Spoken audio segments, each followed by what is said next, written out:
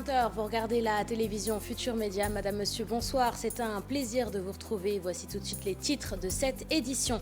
L'actualité de ce vendredi 14 janvier est marquée par cette grève de la faim entamée par les anciens travailleurs des sociétés La Sotrac, La SIAS et Ama Sénégal. Après de longues années à réclamer des indemnités qui s'estimeraient à plus de 10 milliards de francs CFA, ces anciens travailleurs demandent le paiement de leurs dus à l'État du Sénégal. La rédaction a recueilli leurs témoignages. Le prix du sac d'engrais passe de 15 000 à 34 000 francs CFA à Darou Khoudoss. Les horticulteurs de la zone des Niayes étalent leurs revendications. En sit-in ce vendredi, ils ont déploré la dégradation de la qualité de leur culture, une situation qui serait due à l'augmentation du prix de l'engrais, mais également à un manque d'approvisionnement en eau. Les détails dans ce journal. Après 4 années de travaux, le pont à péage de Foundiougne est prêt à être traversé. Prévu ce dimanche, l'inauguration de l'infrastructure est très attendue par les populations du département, financée à hauteur de plus de 41 milliards de francs CFA. Ce pont est le plus long du Sénégal. Les détails sur sa mise en service dans ce journal. Coupe d'Afrique des Nations pour sa deuxième sortie dans la compétition. Le Sénégal reste sur un match nul, 0 but partout face à la Guinée. Si pour de nombreux commentateurs sportifs, l'équipe du Sénégal n'a pas été à la hauteur, l'entraîneur Aliou Cissé se dit satisfait du point obtenu ce vendredi. Pour le sélectionneur, l'équipe a pu garder le cap et ce, malgré l'absence de nombreux joueurs. Sa réaction dans ce journal. Voilà pour les titres de cette édition. Restez avec nous, le développement, c'est dans une poignée de secondes.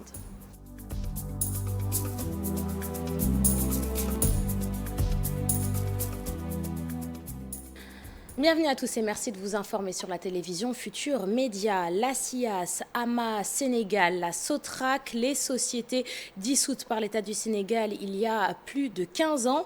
Pour pouvoir enfin toucher leurs indemnités, les anciens salariés de ces 3 sociétés ont décidé d'entamer une grève de la faim ce vendredi. D'après ces derniers, l'État du Sénégal leur doit plus de 10 milliards de francs CFA. Ousseynou Diop est l'un des représentants de ces travailleurs, pour la plupart retraités. Je vous propose de l'écouter. Ses propos sont recueillis par Fatou Bintou Conté. L'État du Sénégal doit aux ex-travailleurs de la SIAS 1,5 milliard, aux ex-travailleurs de Ama Sénégal 2,5 milliards et aux ex-travailleurs de la Sotrac 9 milliards. Nous sommes des Sénégalais, nous sommes des travailleurs. Nous avons donné corps et âme à la nation sénégalaise. Et l'État du Sénégal a dissous ces sociétés de façon arbitraire. Et nous avons porté plainte. Finalement, nous avons eu gain de cause. Alors, nous avons mené des marches, des sittings, des récitals de Coran pour rentrer dans nos fonds. Mais rien n'a été fait. Aujourd'hui, nous ne savons plus à quel saint se vouer. C'est pourquoi certains de nos camarades se sont portés volontaires pour mener une grève de la faim illimitée. Je vous le disais en titre, augmentation du prix de l'engrais, manque d'approvisionnement en eau à Darou Khoudoss. Les horticulteurs de la zone des Niayes ont tenu un sit-in ce vendredi. D'après les horticulteurs, le prix du sac d'engrais a plus que doublé, passant de 15 000 à 34 000 francs CFA. Une situation qui, selon eux, a un impact énorme sur la qualité de leur culture. Direction le département de Tivaouane avec nos correspondants Charanta Diop et Seyla Tir. Les producteurs maraîchers de Darou Khoudoss dans la zone des Niayes sont très mécontents sous la contrainte de la cherté de l'engrais et des intrants. Ils traversent des moments difficiles. Les prix ont doublé. C'est pour cette raison qu'ils ont tenu un sit-in au marché central de Darou Khoudoss pour se faire entendre. La population de Darou Khoudoss est agricole à 85%. Les problèmes principaux que nous rencontrons sont d'ordre organisationnel comme logistique. Aussi, nous manquons beaucoup de soutien de la part des pouvoirs publics et de l'État sénégalais. Nous nous disons que nous n'avons pas de ministre de l'Agriculture parce que Dr Moussa Baldé ne s'occupe pas de la zone des Niayes. Aussi, le directeur de l'horticulture, Dr Makoumba Diouf, ne savent pas que ici à Darou Khoudoss, nous produisons toute l'année. Et cette situation a durement impacté la production de légumes cette année ici à Darou Khoudoss. Ces maraîchers pensent que la direction de l'horticulture doit mettre en place des mécanismes pour subventionner l'engrais. Nous sommes le grenier agricole du Sénégal et ceci n'est pas tenu en compte parce que les engrais sont très chers au niveau de Darou Khoudoss. Ça nous coûte 35 000 francs le sac. Et puis l'assistance agricole manque. Les mares que nous utilisons pour arroser nos qui appartiennent aux ICS. L'agriculture sénégalaise est le support principal de l'économie sénégalaise. Donc aujourd'hui, les agriculteurs sont les fils bénis de ces républiques. Ces maraîchers de Darou Khoudoss estiment que la campagne de cette année est plombée par le manque d'eau et les prix élevés de l'engrais. À l'université du Sine Saloum, les enseignants annoncent plusieurs perturbations des cours suite au non-respect des accords signés par le recteur de l'université. Des accords qui, selon les enseignants, comprennent la mise à disposition de logements, le remboursement de leurs frais médicaux et l'achèvement de travaux de construction. Le syndicat autonome des enseignants était en conférence de presse ce vendredi. Et puis, lancement du train express régional. La gratuité du TER a été prolongée jusqu'au lundi 17 janvier prochain. La phase commerciale va débuter à partir du mardi 18 janvier 2022. Une information du quotidien national Le Soleil.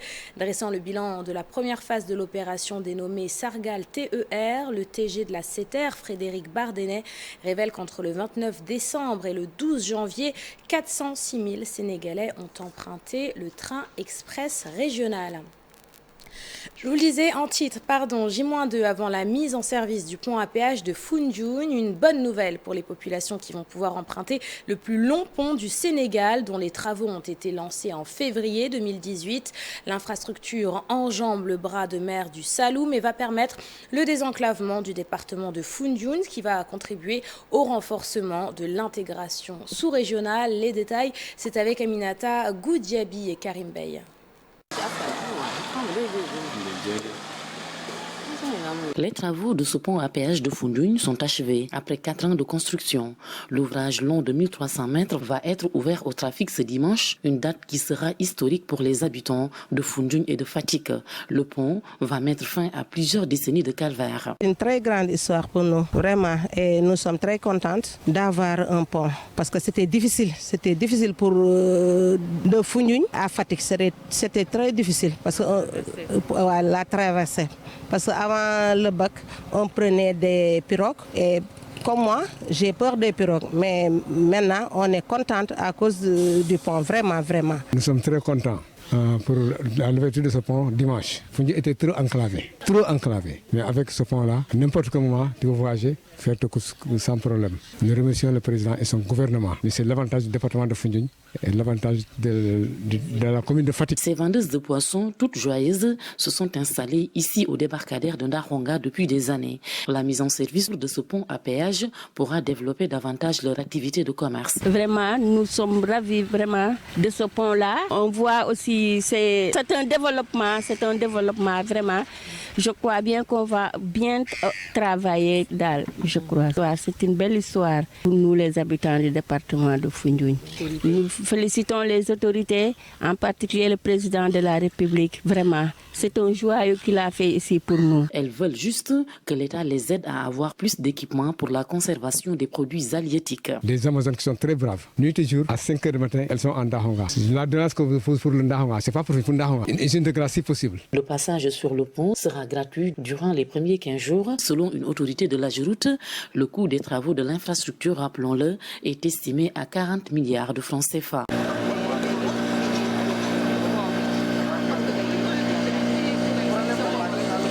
Parlons politique à présent avec cette conférence de presse du Parti de l'Indépendance et du Travail. Le ministre Sambassi s'est exprimé sur la situation de crise au Mali et sur les sanctions de la CEDEAO qui comprennent la fermeture des frontières aériennes et terrestres avec les pays de la sous-région. Face à la presse, le ministre du Travail s'est également prononcé sur les violences politiques. Retour sur ces déclarations dans ce reportage signé Alassane et Diafaraba. La situation au Mali, une question qui nous interpelle tous. Le président Macky Sall a un grand rôle à jouer dans cette crise. Le PIT est convaincu qu'il doit pousser les parties prenantes au dialogue. Il y va la responsabilité des actuels dirigeants du Mali, il y va la responsabilité, disons, des parties prenantes maliennes, mais il y va également de notre responsabilité en tant qu'Africains. Ce qui nous incombe à tous, ce qui incombe au président de la République, c'est de pousser au dialogue, c'est de dire aux Maliens qu'ils doivent tout faire pour que en fait, les effusions de sang s'arrêtent, pour que la sécurité soit restaurée, pour que l'économie soit relancée, pour le bien-être du peuple malien, mais également pour le bien-être, disons, des autres pays africains, des autres peuples africains. Face à la presse, le Parti de l'indépendance et du travail a abordé plusieurs questions d'actualité. Sur les violences notées dans l'arène politique, Sambassi estime que la mission d'un acteur politique est de chercher des solutions. Alors s'il doit en fait faire couler le sang, s'il doit faire peur aux citoyens pour qu'ils ne sortent pas, s'il doit créer l'insécurité, cet acteur politique-là, au fond, a failli à ses missions. Voilà pourquoi, sous tout rapport, nous pensons que la violence est condamnable. Donc ce qui nous incombe à tous, c'est de pacifier les relations, de tenir un débat d'idées, de laisser les citoyens sénégalais choisir en toute liberté le dirigeant. Le PIT invite les membres de la coalition au pouvoir à resserrer les rangs, s'unir et parler d'une seule voix, vendre les réalisations du chef de l'État, Macky Sall.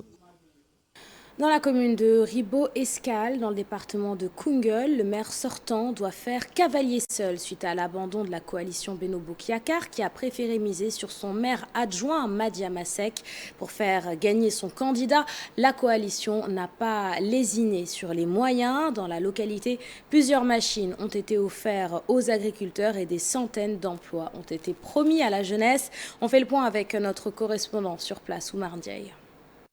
Ministre et non moins responsable APR de la région, Abdoulaye Seydou Sow, candidat dans sa commune à Kaffrine, a réservé sa première visite hors d'une Ndoukoumane à la commune de Ribo-Escale, histoire de donner un coup de main à l'audition au maire Madia Masek qui va s'opposer au maire sortant. Soutenir nos camarades activement tête de liste majoritaire et tête de liste proportionnelle de la liste Benno Bokk Yakaar du président Macky Sall.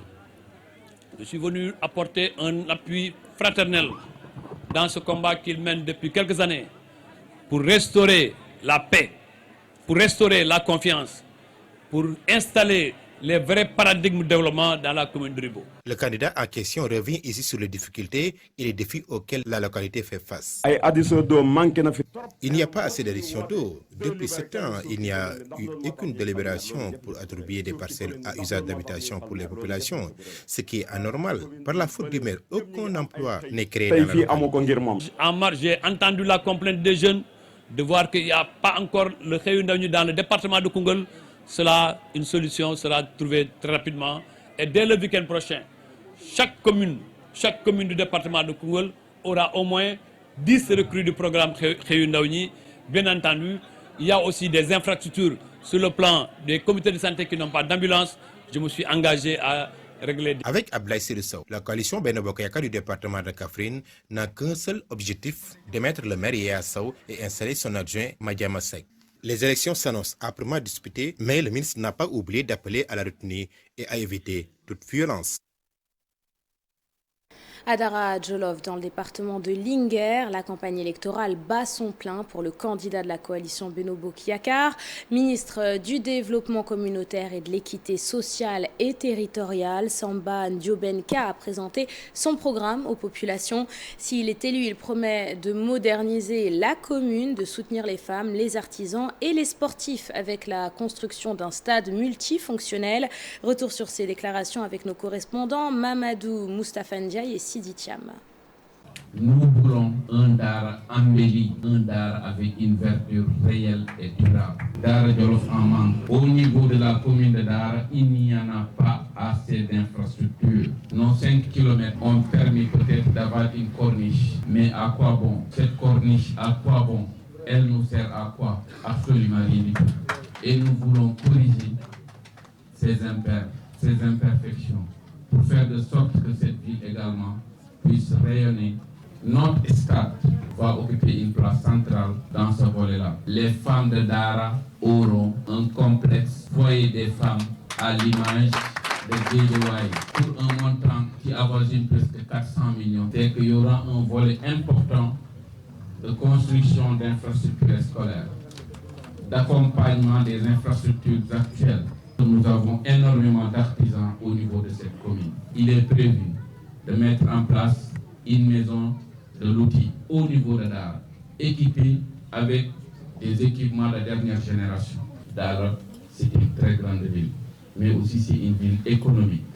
Cette ville économique mérite d'être renforcée sur le plan sécuritaire, à ce qu'on puisse avoir une compagnie de gendarmerie, qu'il y ait la police, les sapeurs-pompiers au niveau de Dara.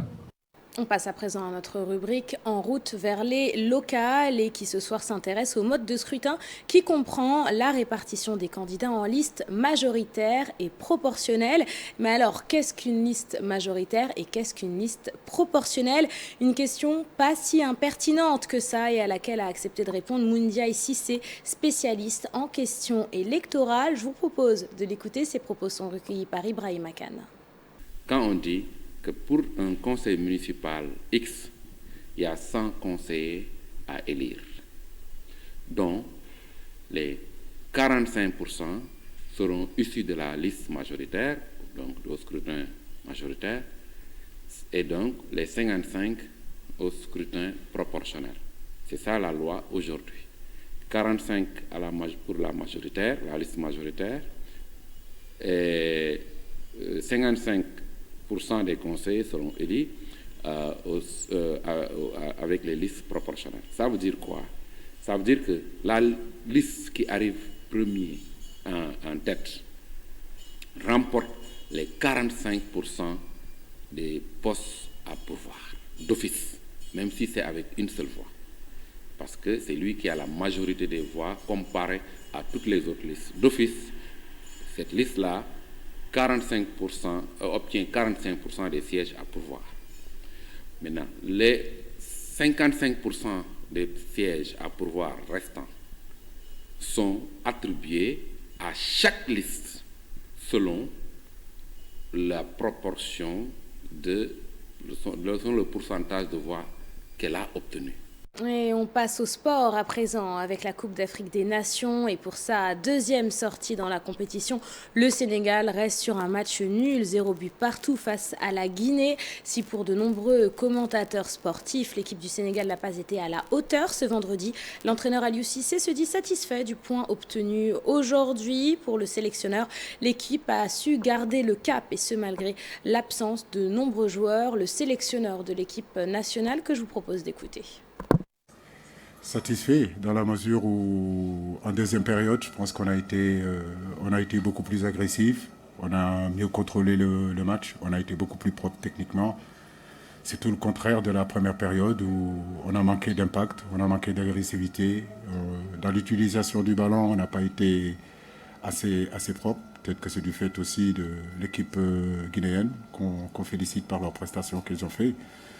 Nous vivons des moments un peu compliqués, un peu difficiles, mais dans l'ensemble, je crois que ce qui était important, c'était de se qualifier en huitième de finale. Maintenant, on va bien se reposer pour bien préparer ce match-là contre le Malawi, en espérant récupérer l'ensemble de nos joueurs.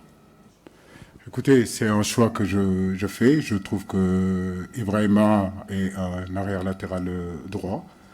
Aujourd'hui, avec les blessures qu'on a, effectivement, on n'a pas pu remettre Bouna à droite. Ibrahima est disponible, il joue. Mais je veux dire que Ibrahima ne démérite pas. C'est un bon joueur, on va continuer à travailler avec lui.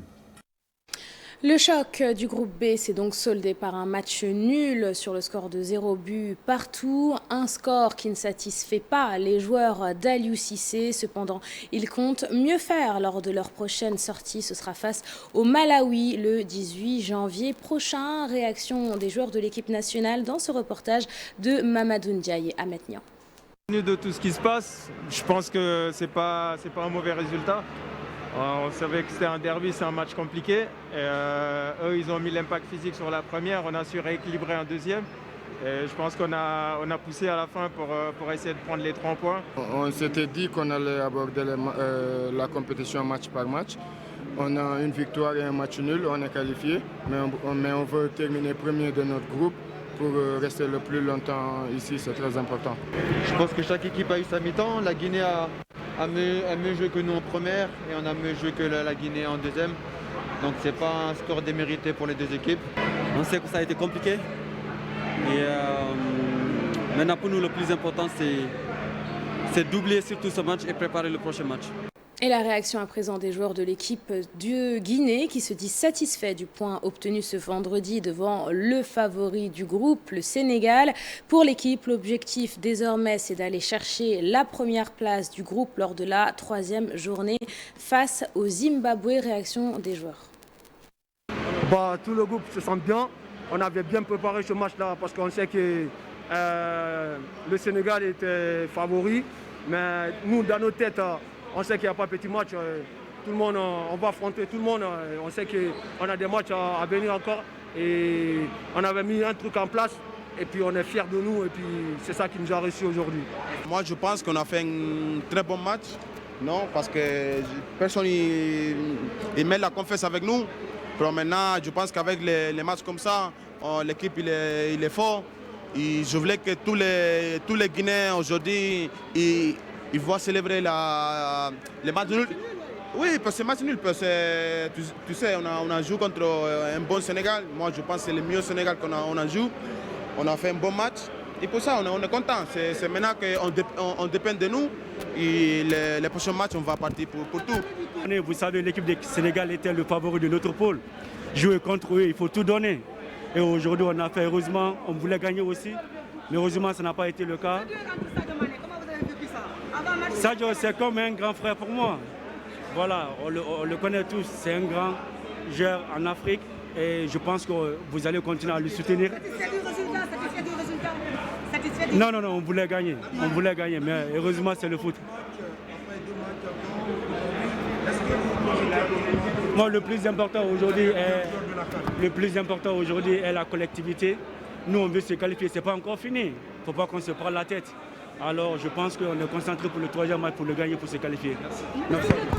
Et pour ce match Sénégal-Guinée, la rédaction s'est invitée chez un couple marié sénégalo-guinéen. Alors que monsieur misait sur la victoire du Sénégal, madame avait vu juste en prévoyant un match nul. Pape Faraning et Amadouba. Ah